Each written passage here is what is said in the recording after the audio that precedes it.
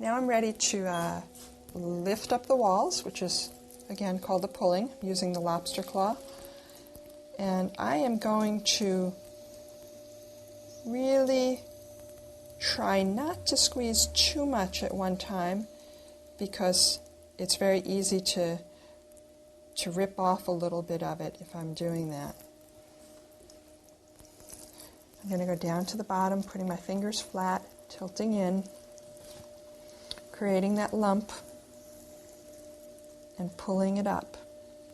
One of the very, very important things to do when you're trying to throw a tall cylinder is to make sure that you go narrower than you think. Make it tall and make it skinny. You could make it a little bit wider later, but if you make it too wide in the beginning, there's no way of really bringing it back in.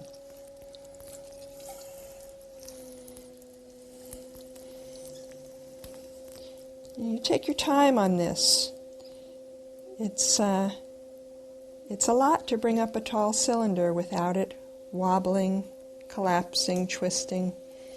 So really listen to the clay. The clay is going to tell you where it's too thick and where it's too thin.